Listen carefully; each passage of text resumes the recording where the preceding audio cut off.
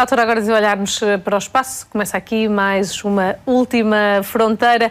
Miguel Gonçalves, bom dia. Bom dia, Sandra. E hoje, na perspectiva ou na curiosidade, será que se encontrou mesmo um planeta semelhante à Terra, um irmão gêmeo? Eis o que acontece quando os astrofísicos juntam dados provenientes de dois instrumentos diferentes, que dão, curiosamente, cada um à sua maneira, elementos diferentes sobre os planetas que encontramos lá em cima. E foi a notícia desta semana, quando se juntaram os dados do Kepler, do telescópio espacial Kepler, com o espectrógrafo ARPS.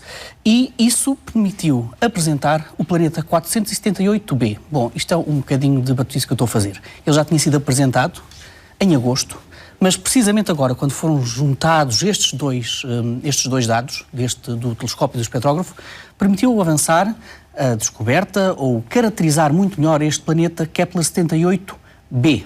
E nesta descoberta está também um astrofísico português, aqui do Centro de Astrofísica da Universidade do Porto. E então, nesta estrela, que está a cerca de 400 anos-luz, temos este planeta que, de acordo com estes dados, terá aproximadamente 1,16 vezes o diâmetro da Terra e 1,86 vezes a massa da Terra. Isto faz com que também tenha uma densidade muito próxima da Terra. Portanto, até agora tudo bem. Podemos então afirmar que foi descoberto uma espécie de um planeta gêmeo da Terra. Qual é a má notícia? Bem, é a distância que está da estrela. Este planeta está cerca de 43 vezes mais próximo da sua estrela do que Mercúrio está do nosso Sol. Isso faz com que este planeta tenha uma temperatura superficial não muito agradável para nós, entre os 1800 e os 3300 graus Celsius.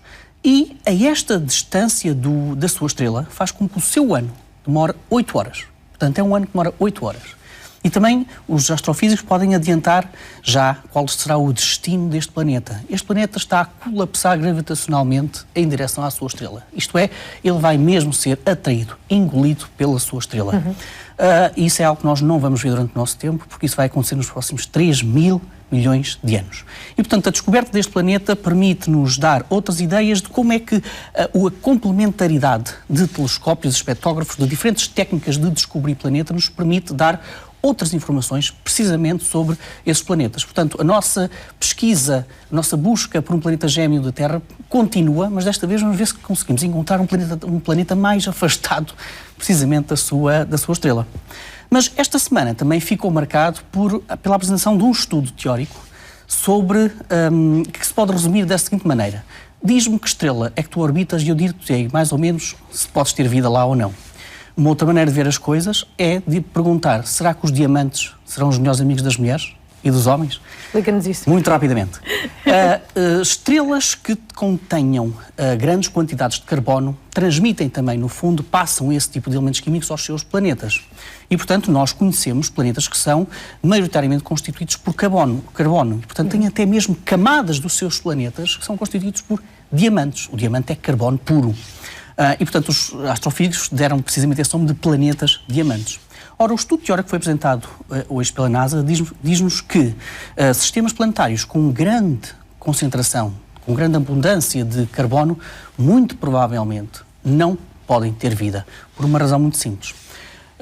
Quando temos uma grande abundância de carbono, esse carbono vai raptar o oxigênio que existe nesses sistemas planetários. Isso faz com que nós sabemos muito bem qual é a fórmula química da água, H2O. Não havendo O, então dificilmente teremos água. Isso acontece mesmo para aquelas estruturas que estão muito mais afastadas das estrelas, como os cometas, como os asteroides, que nós sabemos que no nosso sistema solar foram os grandes baldes de água, os que trouxeram grande parte da água para o nosso próprio planeta.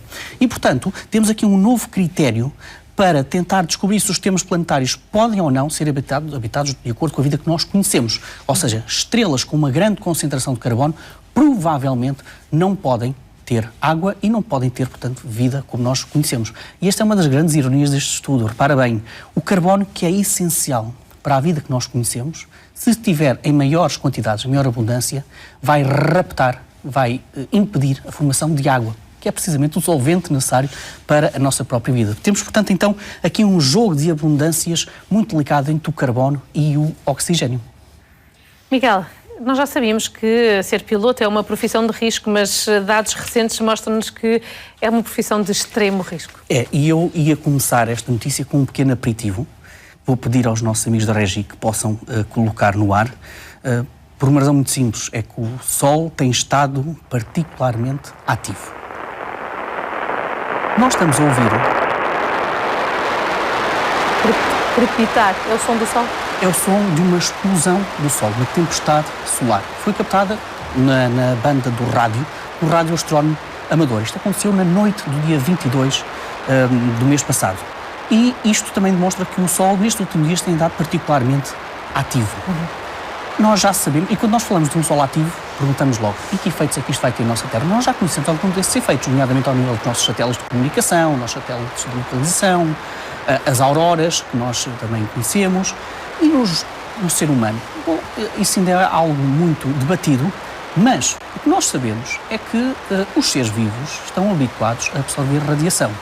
Os pilotos que andam lá em cima, muito mais. E esse foi um dos tópicos de um estudo apresentado pela Federação Americana de Aviação, que, imagina tu, classifica os comandantes como trabalhadores ocupacionais radioativos.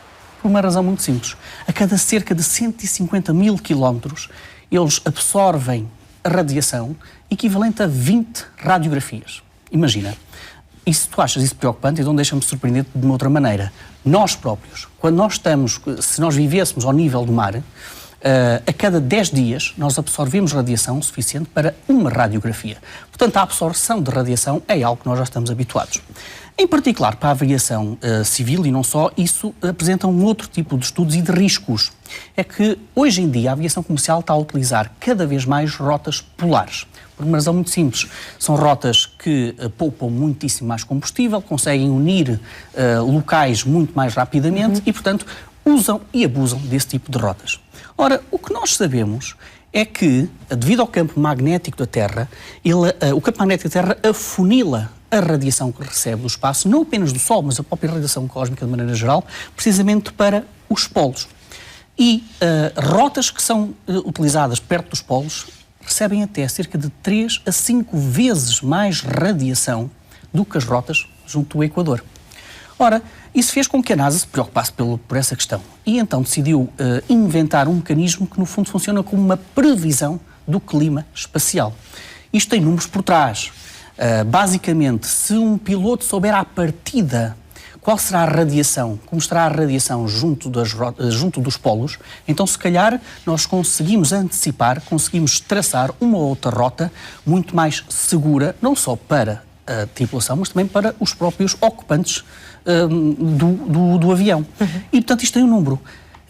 Permite poupar cerca de 100 mil dólares. Dito de uma outra maneira, se porventura um avião que já começou a sua rota junto aos polos tiver que mudar a sua rota devido à radiação, estima-se que se poderá perder cerca de 100 mil dólares. E, portanto, este novo mecanismo, este novo instrumento criado pela NASA permitirá poupar. Ou, dito de uma outra maneira, ir ao espaço ou investir no espaço também é uma maneira de pouparmos a nossa saúde, como é óbvio. Miguel, que sugestões nos trazes hoje? Bom, hoje temos então livros. Eu vou começar, se calhar, por este livro de Joaquim Fernandes, do historiador Joaquim Fernandes, aqui do Porto, o livro do universo, a revelação do cosmos e a procura do outro. É, no fundo, um grande compêndio dos seus pensamentos, parte da sua tese de doutoramento, dos grandes pensamentos sobre como é que o universo foi visto ao longo dos tempos por algumas das mentes mais importantes da nossa história da humanidade. E, portanto, é um livro que vai estar brevemente nas livrarias. Depois, da Porto Editora, um projeto editorial interessantíssimo, Trocado por Miúdos, junta aqui uma série de perguntas feitas pelos mais novos e que os pais, às vezes, também têm medo de responder. Então, o que é que fez a Porto Editora? Convidou uma série de personalidades, de especialistas de várias áreas, não apenas de ciência, para explicar em linguagem mais acessível as grandes dúvidas que os miúdos têm. E também tem um projeto, tem uma questão de solidariedade. Por cada livro comprado, €1 vai para a Aldeias das Crianças SOS. E terminamos com ficção científica, O Silo, da editorial Presença, de Hugh Howey, parte daquela premissa do que é que acontece num cenário catastrofista em que não há vida na Terra. Então a humanidade foi toda para um silo e com todas as dificuldades que tem de conviver a humanidade num espaço muitíssimo fechado. E é um livro interessantíssimo que foi até já comparado ao Admirável Mundo Novo do Aldous Huxley ou George Orwell, com o seu 1984. Portanto, três sugestões deixas aqui. deixo hoje. Miguel, obrigada e um bom domingo. Obrigado. Até à próxima semana.